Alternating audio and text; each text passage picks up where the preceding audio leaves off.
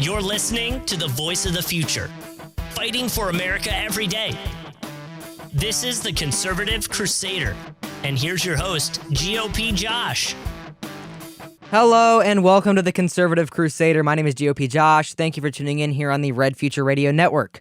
Our guest today is a nuclear energy executive, a veteran, and a Trump-endorsed Republican nominee for U.S. Congress in Ohio's 9th Congressional District, running against the 30-plus year incumbent Marcy Kaptur. Jared Majewski, his website is jaredmajewski4congress.com. Mr. Majewski, thank you for joining me today here on the Conservative Crusader. Thanks for having me, Josh. I'm happy to be here, man. All right, so this just isn't your average TV interview. We're going to have some questions even from your district in voice, so I'm very excited to hear that. Our listeners will have to stay tuned for that, and I can't wait for that. So let's hop right into this.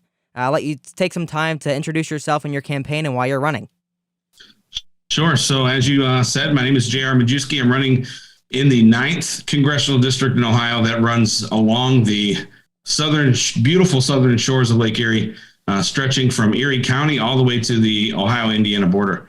I'm running because I love this country, and I became politically motivated during COVID, but I've always been a staunch supporter of, I would just say, patriots and love of country and our veterans.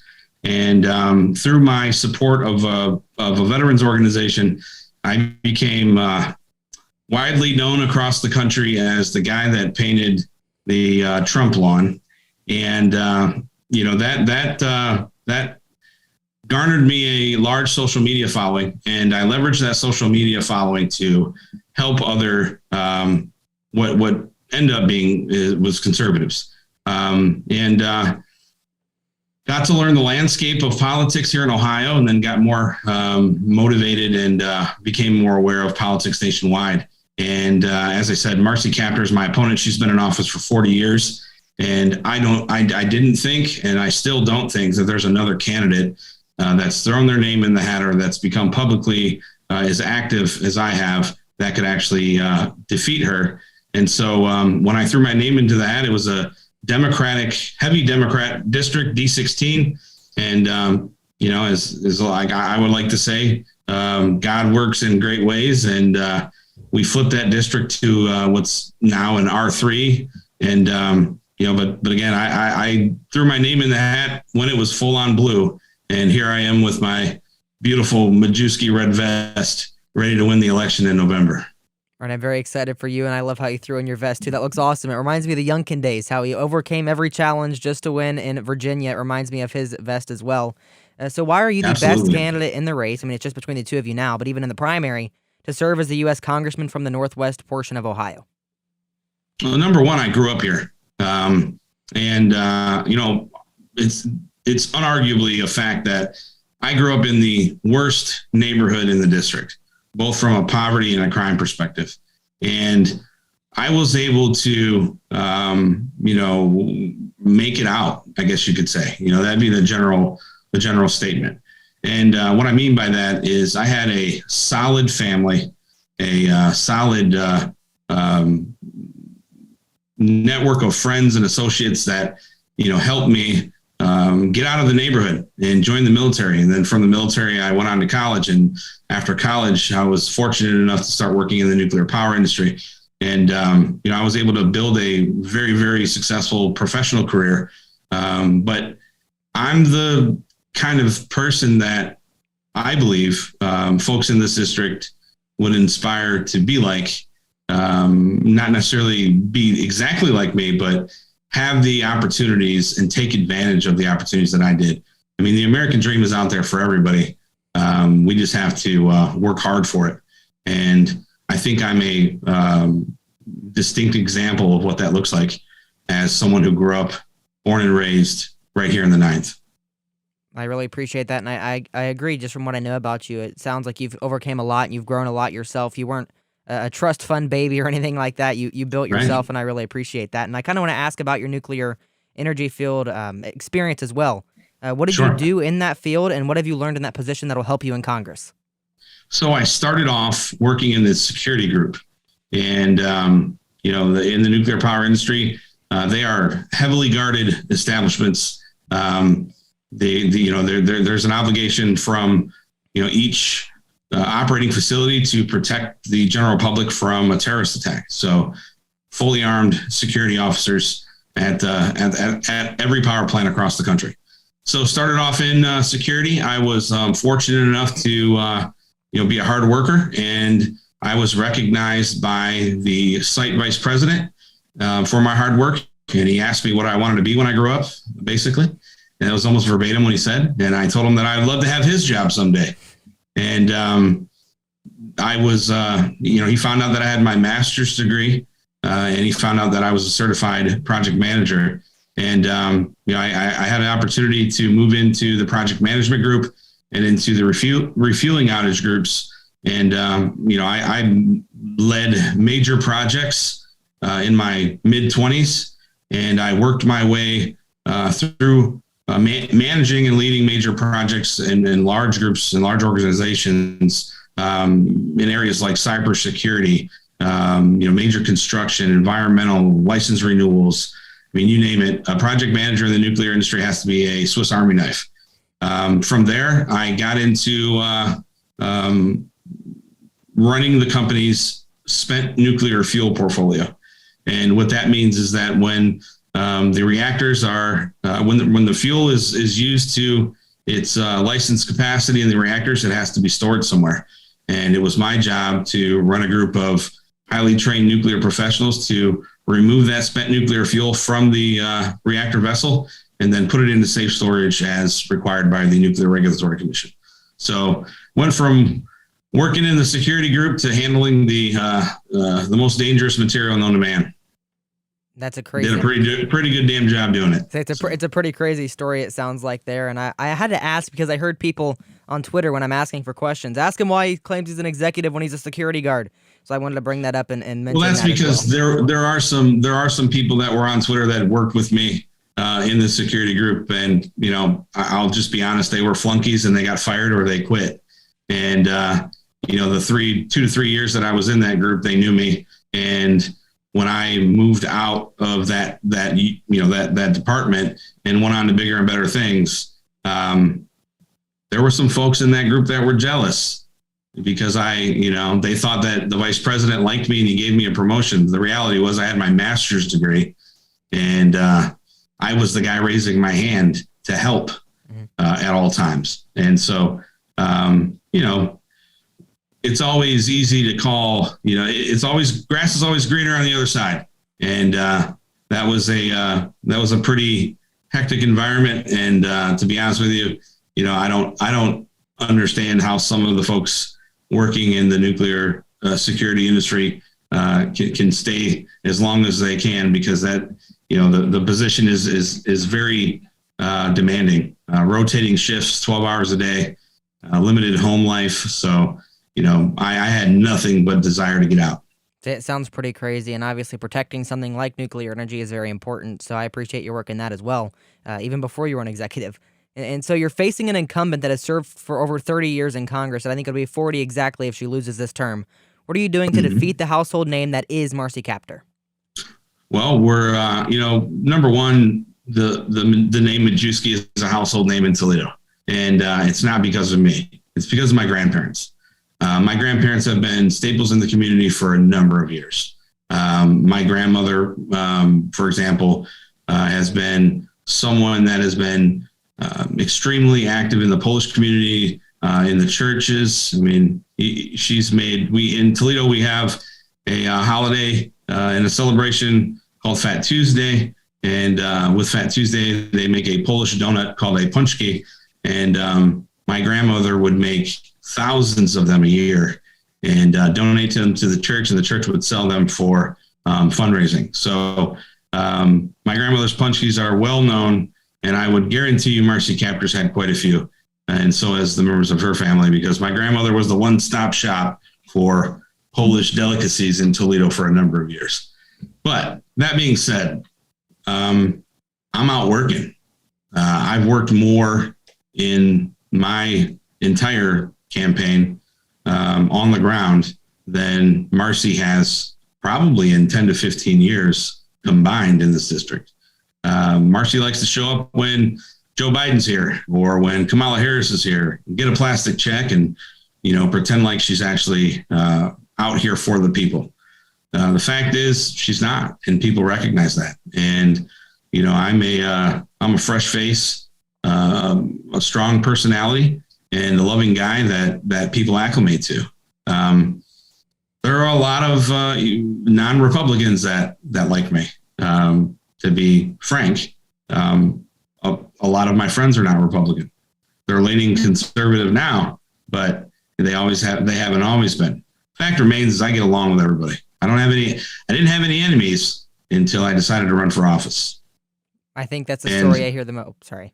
Yeah. See, I think that's the story I hear the most is that people have so many enemies after they enter office, but before they're loved by the community, and then they decide to run, and now they're shunned by over half the community. And the Democrats are really good at propaganda, and Marcy's never had a real fight, and so they're using innuendos, they're clipping YouTube videos, and they're trying to put together a case that just doesn't represent me. And Toledoans and folks in the ninth they realize it. They're not stupid. All right, I completely agree. Just from what I know, I've never actually been to Toledo. I've been up in the district. I've been to Sandusky. I've been to Cedar Point, but I've never actually been to the district. But from what I know, they're not silly people. I've interacted with quite a few of them online, and I completely agree with what you say. And you mentioned Democrats that support you, and how are you going to get Democrats that aren't your friends, that aren't currently your friend group, to support you over Marcy Kaptur and even more moderate swing Republicans? Well, I can't give up too much of my plan, because if I did, and I can tell you that Marcy Kaptur is watching me, and I'm not watching her. I really don't give a damn what she's doing, because I know what's right for the district, and we're going to change folks' hearts and minds. The 9th District has been plagued for 40 years through Democratic leadership, and the demise is tangible. You cannot not find a bar graph or a scatter chart or you name it, any type of analytical data set that you wanted to find that is negative to the 9th District, you can find through a simple Google search. And the common factor in all of these analytical sets is Democratic leadership. Toledo used to be, the number one exporter of coal. Toledo was one of the 25 largest cities in the country. It's the home of the Toledo Jeep. Yet we find urban sprawl has impacted us year over year. We have a major city in which 1 in 4 people are in poverty, and the Democratic leadership keeps, every election cycle, they're running around giving the same false promises and false narratives, and people are getting tired of it. They're getting tired of being lied to. And when I go out and speak to the folks here, I've been through what they've been through. I was raised in a Democratic neighborhood. I had a father who worked at Toledo Jeep and was a staunch Democrat until President Trump. So I know what it's like to live under that veil. And what it really boils down to is having access and knowing where to find the truth and the real information. And I'm willing to bring that to them with a highlighter. Hell, I'll bring a spotlight if I need to. And it's pretty easy to convince independents and moderates that the Republican platform and what we want to do, generally speaking, not only for the 9th, but for the country, is right by the people. I've noticed a lot of people, like you mentioned, your father opening up with President Trump and kind of changing with President Trump. I've noticed that with a lot of people as well, and I think we'll see that in your race with this and with this Republican +3 or +6, whatever it is, leaning even more Republican after they see what's happened in the past few years. And so I really appreciate that answer as well. And I have to ask, I ask this to every candidate: will there be a debate between you and Congresswoman Kaptur?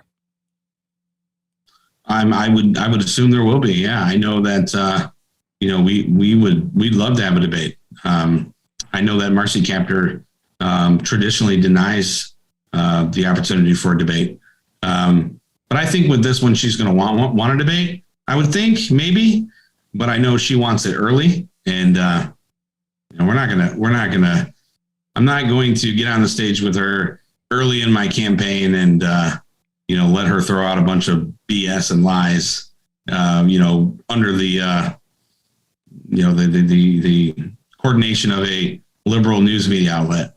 We'll debate her and we'll win and we'll have a great time doing it. But we'll do it when the people are ready to watch and listen.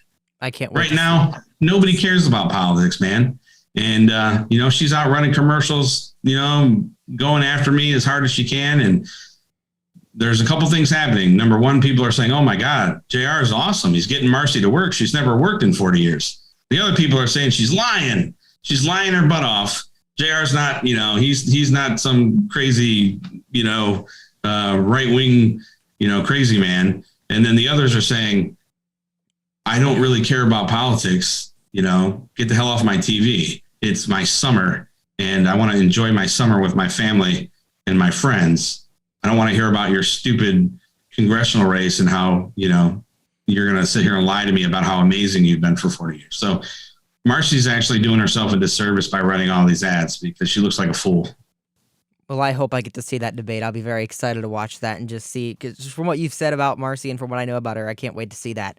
And so I will make sure it makes national news. I can't wait. So let's say you win this race, you beat Marcy Kaptur. What will be the first bill you sponsor in Congress?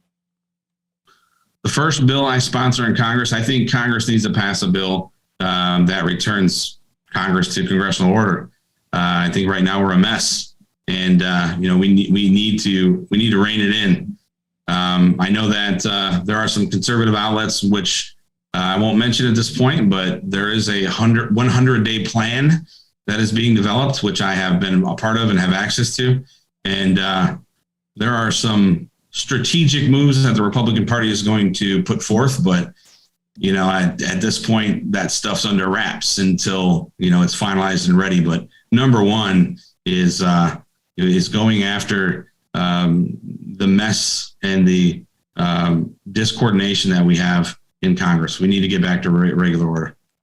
If elected, any legislation you propose, at least in the next 2 years, will receive the presidential veto. If passed, how will you work with President Biden when elected or the Democratic Party to bring much-needed change to the Ohio's 9th Congressional District?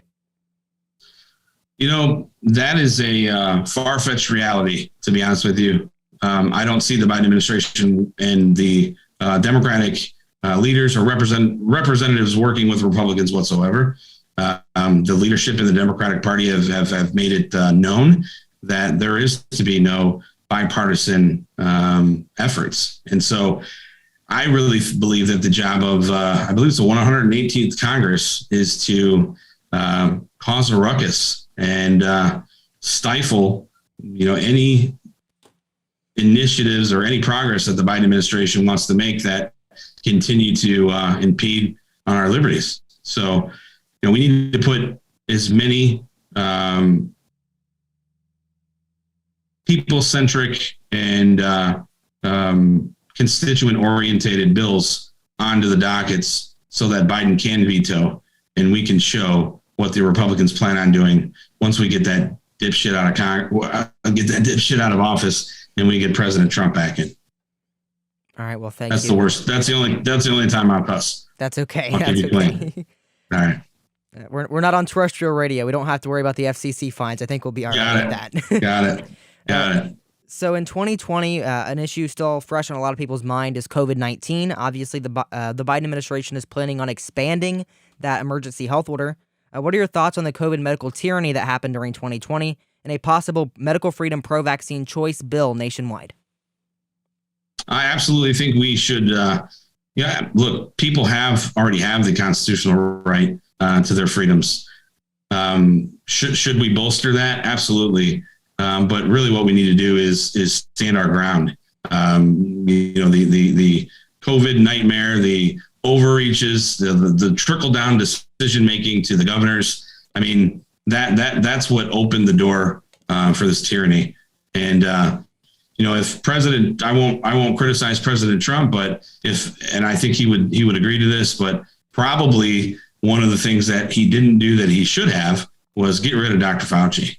that was a nightmare. And the longer that man is around and involved with decisions that are made at the federal level, the more opportunities we're going to have for him to do exactly what he did for almost 2 years to to this country.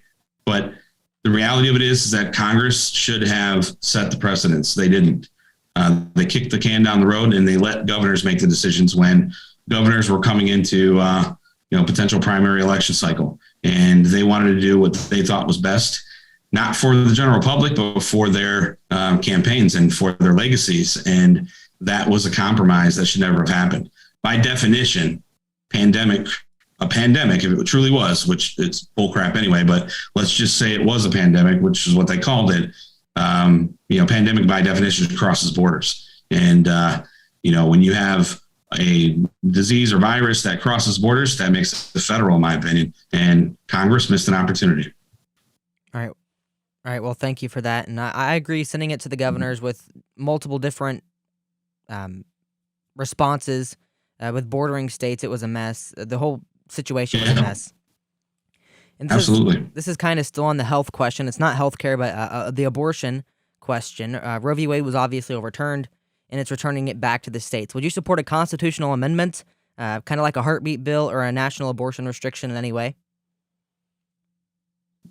Yeah, absolutely. I'm pro-life 100%. All right. Absolutely. All right, that's great to hear, because I've talked to some candidates just privately, and they're like, well, it's a state's issue. We should keep it to the states. And I'm thinking, murder isn't a state's issue. What's the difference between the two? Sure. I truly believe it belongs at the state level. And, what I would say, just to add on to that a little bit, my job as a representative is not to take my ideology and my values and allow them to blind me when I'm voting in Congress. My job is to represent the will of the people that live in the district which I represent. So while I'm 100% pro-life, there is a divide in my district, and I need to identify and determine, the populace in my district on what they want and what they want to see and how they expect me to behave in Washington, D.C.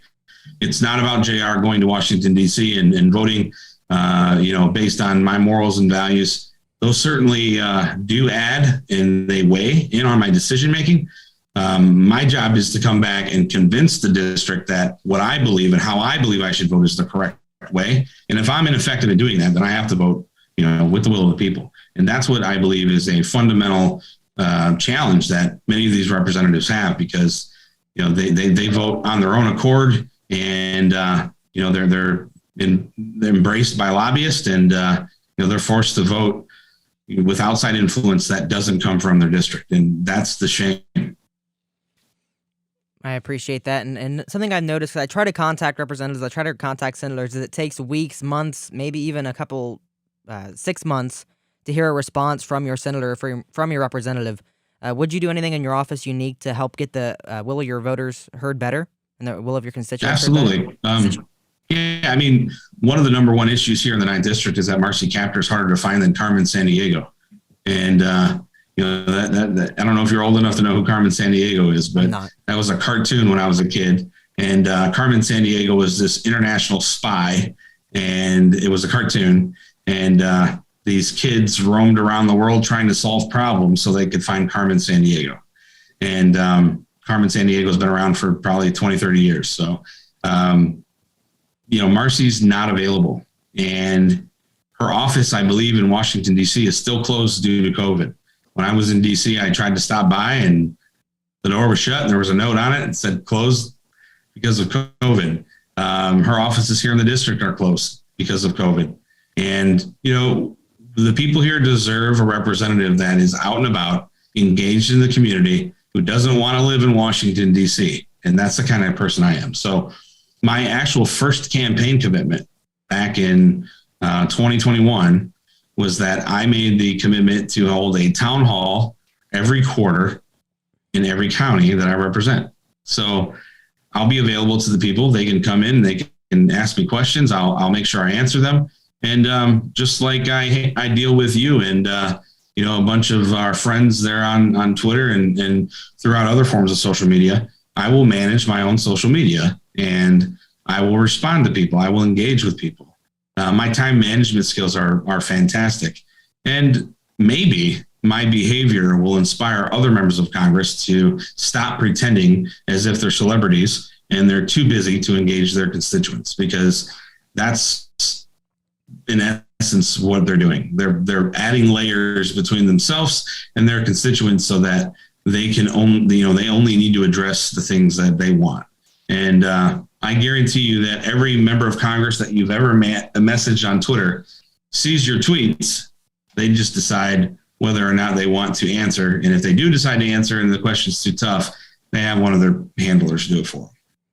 That, to me, that's weak. I've noticed that as well, and I love your social media comment on how you're going to manage your own social media. It's just like the man behind you in your photo, just like President Trump and his fantastic tweets and his fantastic truths now.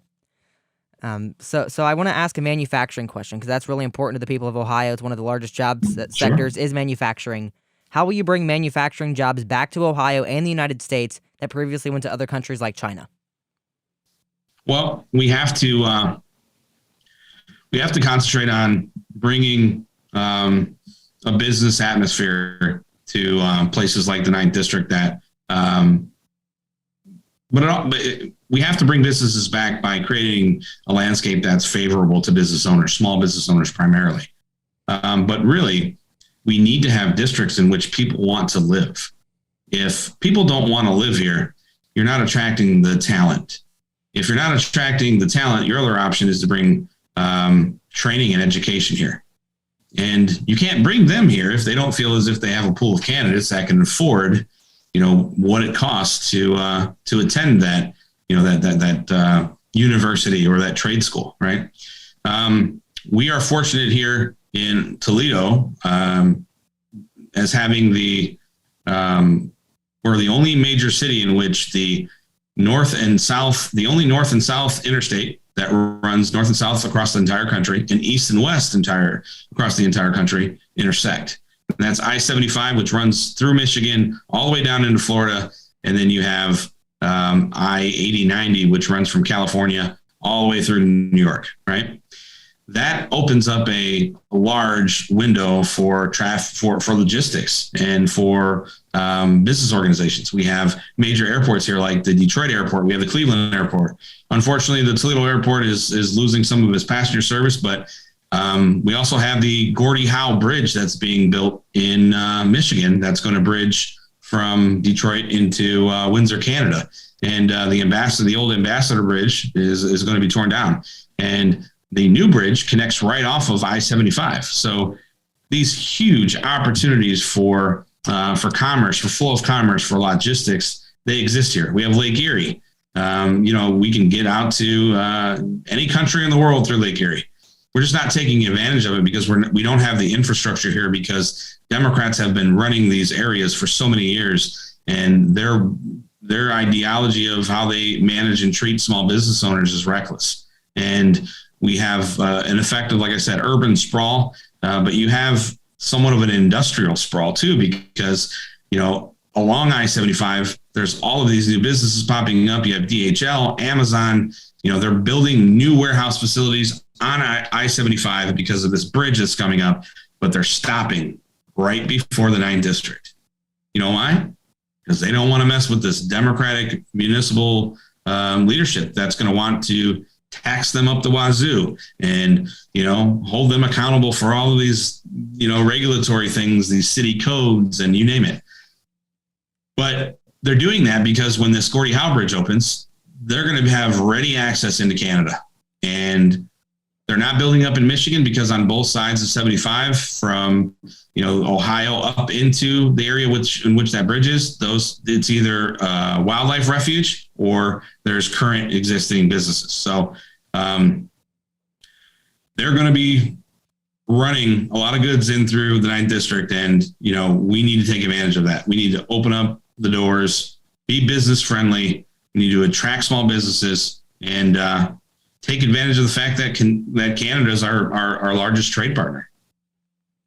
Well, I appreciate that. And that's something I ask a lot of candidates. And I think you probably went the most in depth with that about manufacturing and how we're going to capitalize on this. I didn't know about that new bridge and everything, so you're bringing up a lot up to my attention with that. And I want to ask kind of a somber question next when it comes to the tragedy in Uvalde that we saw in the end of May and Congress's response. They passed that terrible anti-2A bill. What would you do in Congress to make schools safer while also protecting our Second Amendment? Well, number one, we need to support our law enforcement and our police officers. What I saw from the limited perspective of watching those videos from Uvalde is law enforcement officers that were quite intimidated to take action. And if we reflect over the past couple of months and a couple of years, I think we can see multiple situations in which the general public, primarily the Democratic Party, has waged a war on our law enforcement and their decision making. They have absolutely no sensitivity to what these law enforcement officers go through on a daily basis. No law enforcement officer wants to intentionally shoot and kill someone. But even more important than that, they have a innate emotional responsibility, right, to protect their own lives. And that's wired into us as humans. You just can't, some of us can run into a gunfight, but it takes a lot of training to gain that level of bravery, right? But number one, if the public doesn't support law enforcement, that inhibits them from doing their duties because they second guess everything that they do. So that's where we need to be. Not only as a local district here in the 9th, which that's a challenge Marcy has. She doesn't really support her police officers, and that's why I've been endorsed by the majority of the police and law enforcement officer groups here in the district, and she hasn't. But we also need to really address the mental health of these children, and mental health and challenges that these kids have. They need to have an outlet. We need to look. I mean, a lot of this gender dysphoria is mental health, and we're offering opportunities of refuge for these folks, which I think they need. But we need to extend that to some of these other children instead of beating them down through social media and getting them involved in some of these political discussions in which they're just too young to understand. So I appreciate that. And while we're talking about the Second Amendment, we need to get parents back back in the school system. Parents need to be making decisions for their kids, right? They should be working hand in hand, shoulder to shoulder with these folks that are putting together,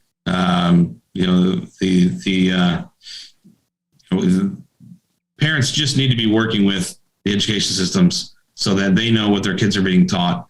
They can help them learn. And, even more than that, they can decide whether or not, the subjects that are being taught are, that they correlate with their fundamental values and their beliefs. And if they don't, they should have a right to find another system that does. I completely agree. And you mentioned the social media as well. While you mentioned that, it kind of ties into my next question, also about the Constitution, about the First Amendment. We've seen rampant censorship, especially to like President Trump. Marjorie Taylor Greene was banned on Twitter along with him. I've been banned on YouTube. In Congress, what will you do to protect our First Amendment right to speech when it comes to big tech? In my opinion, we need to treat these big tech organizations just like we would public utilities. I mean, they're serving a customer base on such a wide scale, and they have such an impact, to the social landscape across the country that, they should be treated in a manner that correlates with their operations. They are definitely overstepping what has been given to them legally, their authority. And I've been a victim of it too, and it's just not right. There's too much arbitrary decision making in their abilities to limit our freedom of speech. But with that said, I think we need to really pull in and rein in some of these free speech beliefs or rights that the mainstream media feels that they have. I'm a firm believer that the minute you put on a MSNBC t-shirt and an earpiece in your ear and you have a producer telling you what to say, you have lost your right to free speech. At that point, you are not speaking as Josh. You are talking to me as a arm of whatever politically motivated special interest group that's paying you and that has developed your script. And so I think we need to get smarter about that. And I think that would push, one, social media to, back off and stop infringing on our rights. But number two, I think it would maybe garner some respect back from these mainstream media outlets that are pushing propaganda and narratives that absolutely do not resonate with a majority of the American people. I appreciate that, and censorship is just such a big issue to me, especially after 2 of my episodes so far have been taken down, so that's a big issue to me, and I appreciate your response to that as well. And I want to talk about the southern border, which is maybe not a super big issue in Ohio, but it faces the entire country. How will you work to protect our southern border, and do you support an immigration moratorium? Sure, I do. I think we need to look at more than just a immigration moratorium. We need to look at chain migration. We need to look at our H-1B visa program. I've been had the honor of being recognized as a true reformer by Numbers USA, and I've seen how our immigration process can just be leveraged by large organizations, large businesses to manipulate their ability to staff folks that don't live here, that aren't from here, and weren't educated here. And I don't like to see good American jobs not get offered to good American qualified people first. But as far as our southern border goes, I mean, we care up here in Ohio because we have such a large issue with fentanyl, heroin, and human trafficking.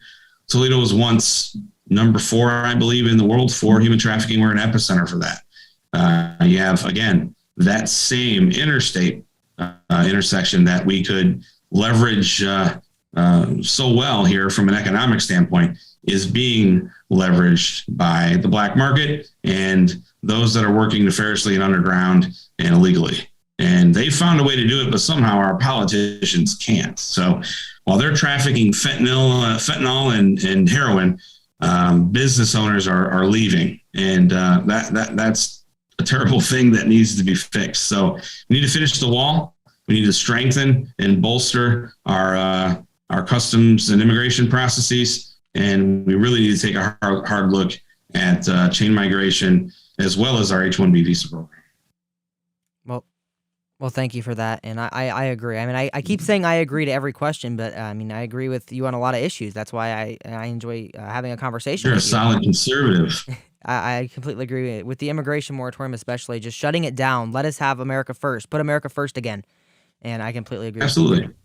And so we're going to go to the election issue because that's a big thing with the 2020 election. Nationwide, we know it wasn't free and fair, but do you believe there's election fraud in the state of Ohio?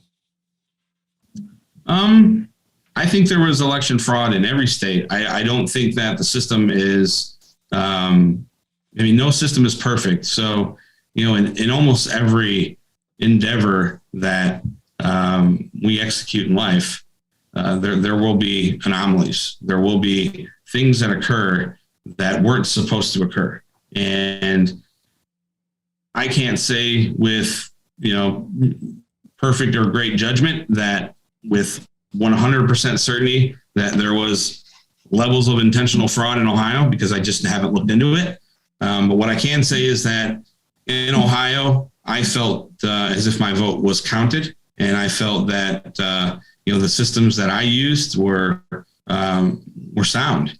I had to show my ID. I had to sign a piece of paper, and I was given a paper ballot after I used the voting machine.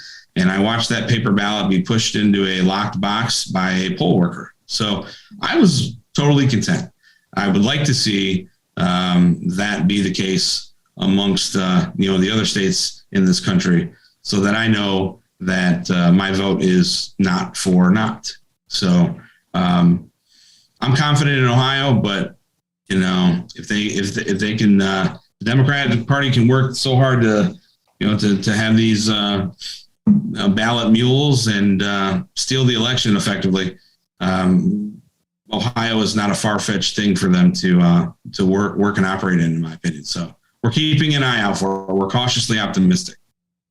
That's a good thing. You have to keep an eye out. And I want to mention something that has been controversial with you. Just give you a forum to introduce yourself, and not introduce yourself, but defend yourself from the attacks. You were at the Capitol on January 6th. That's the biggest thing that Marcy Captor is attacking you with. I want you to defend yourself against those attacks if you'd like.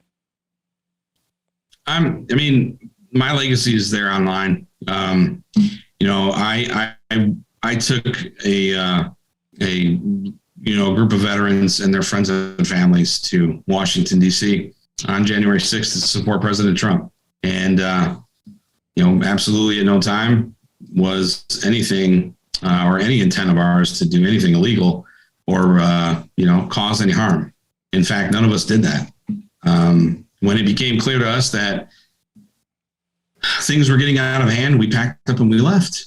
And, that's the easiest way to say it. I've not committed a crime in my entire life. You don't work in the nuclear power industry and have access to spent nuclear fuel and be a criminal at the same time. That's quite dangerous. There are many different organizations and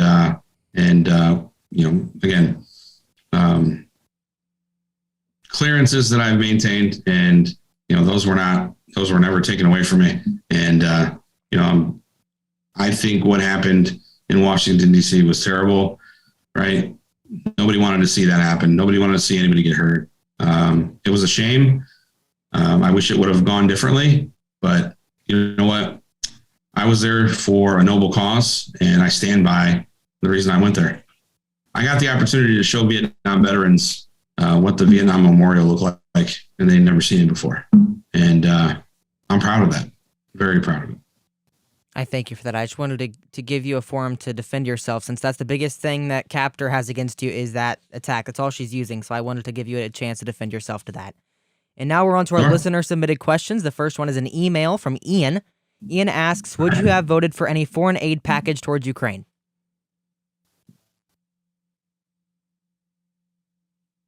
The ones that were submitted, or so the way I'm thinking this question is either the foreign aid packages that were submitted, or if I was part of the if I was part of the juncture that actually formed a Ukrainian aid package. So I'll answer that both ways.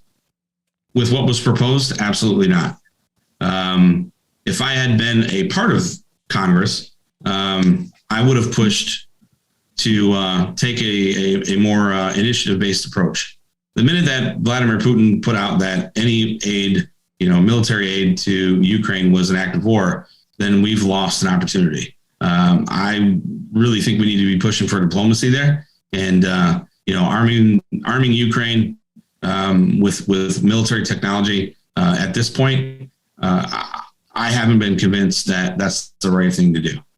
It may be the right thing to do. It may be, but I don't know that. And I don't think the American public does, because our Congress does not know how to articulate that. They just expect us to listen to what they say because they said it. And that's not the way America operates. So I think a lot of the contention and just animosity that the American people have is that we're continuously engaging in foreign wars and bailing out other countries that aren't helping us, and we're not helping our own people first. That's what Americans want to see. We don't want to be isolationists. We don't want to just tuck into our own country and not, function as leaders of the free world. We want to do that, but we want to make sure that our country's taken care of first. And we're a long way from that at this point. And a lot of it has to do with this bumbling idiot that we have as president. All right, I appreciate you answering that, and I'm sure Ian does as well. And our next question is from Ryan. He asks, how would you as a congressman push back on the Cultural Revolution, which is all but mainstream in America? Furthermore, do you have any direct policy ideas to push back on the LGBT and CRT indoctrination in our society and our schools? That's a big question, man. You have to ask that one again, because that's so wide in general.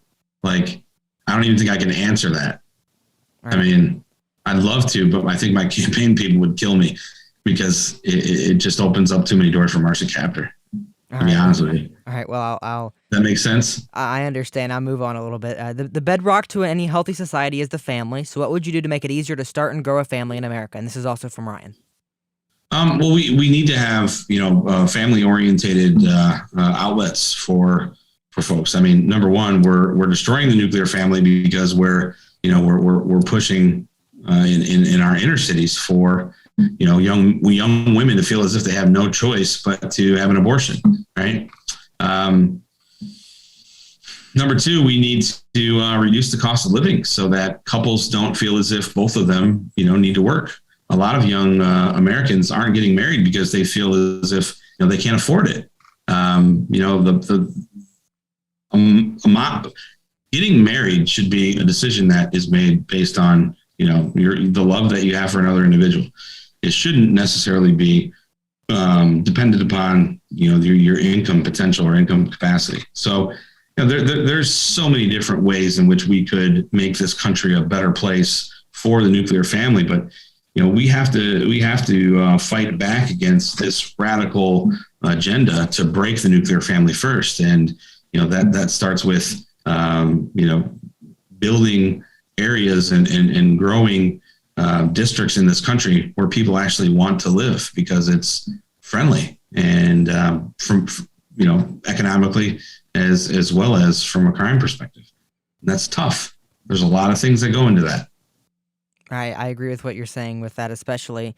And now we're going to move on to a question. This is an audio message from a listener who's actually in Ohio's 9th Congressional District. Hey, JR. This is Landon from Ohio 9. I have a question for you. What exactly is your position on healthcare? There's been a lot of, I've asked this question with lots of candidates before, and it's kind of been up in the air. And since you brand yourself as an America First populist, I guess, what would you say to the people who need health care or struggle to find health care? What do you think the solution is? Thank you.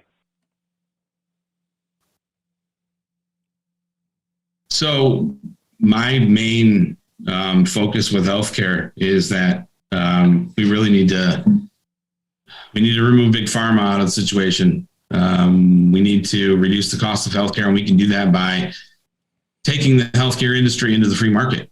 Right now, it's not. It's dominated by special interests. So we need to remove them from the picture. We also need to look at some tort reform, right? If you get a malpractice case, right, there should be some type of sane understanding of what the doctor is liable for, right? If it's not with malicious intent, if it's an accident.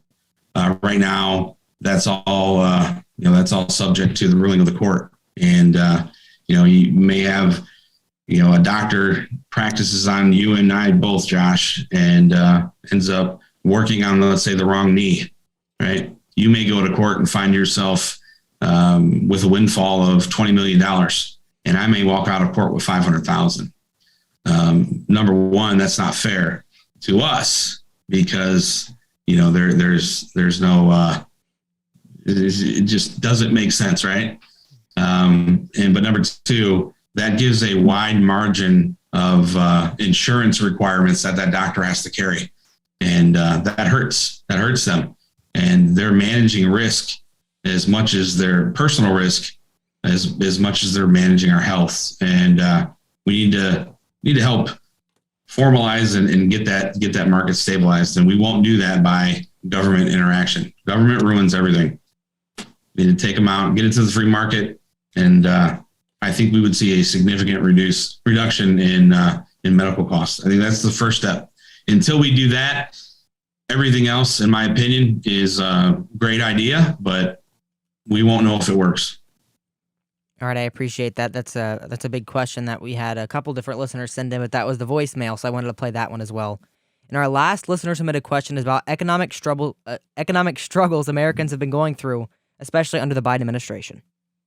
GOP Josh, it's POTUS 40 Reagan, and I heard you're doing a huge interview with J.R. Majewski from Fort Clinton. Well, I have a couple of questions for Mr. Majewski, but most importantly, how are you going to help local Ohioans and the nation recover from the Biden inflation and raising gas prices? Thanks. The floor is yours. Well, I think with respect to what we're facing from an economic standpoint, I mean, it's gas, it's groceries, it's our utility bills, right? Cost of living is going up, and it's all self-inflicted wounds. It's all things that I think that the Biden administration is pushing on us purposefully. Wait until this winter when Americans need to heat their home. It's going to be even harder. So what we need to do first and foremost is get back to a nation of energy independence. We have enough liquid natural gas under this country to, essentially run the world for a number of years. And we need to open that to the free market and need to, open up these pipelines, get these folks back to work, and stop sending our resources to Europe and overseas, right? That's number one. Energy independence to me is, a fundamental issue that's bedrock to American success. So we need to get back to being energy independence. As far as inflation, I have a fancy answer for that, but to me, it's very complex. But what it really boils down to is fiscal responsibility from Congress. We have a bloated bureaucracy. We have many initiatives that are out there that are being funded, and the government is funding these things because they're too proud to say that they're a failure. And we need to clean house, and we also need to get, like I said, Congress to regular order, and we need to pass one-issue bills. If we can do all that, I think we can find ourselves in a position where our market will be much more predictable. Investors will be, more willing to get back into the market, and we should see some of our rates, drop and get back to where we would like them to be, and the economy would be a little bit more predictable at that point. All right. Well, thank you. That's a question I usually ask, but we had a listener send it in, so I had to play that as well. And our last question isn't super political. It's just about the political process overall. How has it been running a campaign, and what have you learned in that process? Is politics really as bad as the general public would sees? Yes. All right. Politics is not, look, I'll answer that question. I promise you, Josh, I will give you an exclusive interview once I'm elected, and I will bear all of the truths. And I want your listeners to know, I'm absolutely not scared to say what's on my mind, but I'm going to be strategic, and not going to give everything right now, because doing so probably isn't the smartest thing to do. But the reality of it is that politics is extremely money motivated. Everything revolves around the dollar. There are a lot of special interest groups that want to play in politics, and they can be very, very, very influential on who wins certain races. And so it wasn't what I expected in that regard. And I'm going to try to play my lane, which is to be the guy that I am, not let anybody change me, and not be compromised. I don't think that is a possibility. It's hard enough for my wife to get me to take the trash out every Thursday, and that's part of changing me. So if she can't do that, I don't think anybody can, make me into some establishment politician. I have absolutely no desire to change the person that I am. I just want to be the best man that I can be every day, for the district, for the country. But you know what? Most of all, for me and for my family. And so this is just a piece in that puzzle, and we're figuring it out pretty quickly. But politics is just what you think it is. You guys have an imagination. You've been around it a little bit long enough to know it is what you think it is, just a little bit worse. Worse than the average public would imagine as well. That's even more than I expected. There's a lot of things that we don't know about that you get exposure to as a candidate that you don't see, as being a member of the general public. And a lot of these things would, if they were to get the right attention, I think the general public would be just as upset as I was when I learned it. But, these things can be navigated, but they just don't belong. Let's put it that way. All right. Well, Mr. J.R. Majewski, J.R. Majewski, the number 4 Congress.com. Mr. Majewski, thank you for your time today. Thanks, Josh. I appreciate it. And saying hi to all your buddies and my buddies in the, when we call it the election Twitter space. Thank you guys for supporting me. And I can't wait until what's his name? Mike Leone. I can't wait to see him win Tennessee 1. I'm telling you right now, I wish I could endorse the guy. I hope you guys do, but it's going to be one hell of a congressman. I tried to get him on the show for his race, and he said no, he's not running. And I think he's just fake news. It's the left-wing fake news. Yeah, you know what? He's too important. He's got a demanding schedule. Mike, please, man, get on Josh's show. Quit passing him on to your handlers, all right? Answer your messages. Let's do this. All right. Well, Mr. Majewski, thank you for joining me today. And I'm laughing. I really appreciate it. And we really appreciate that. And for everyone listening out there, please make sure you go to J.R. Majewski, the number 4 Congress.com. Check out his campaign website. Also go to jpjosh.com. And stay tuned to the Red Future Radio Network. You're listening to the Conservative Crusader.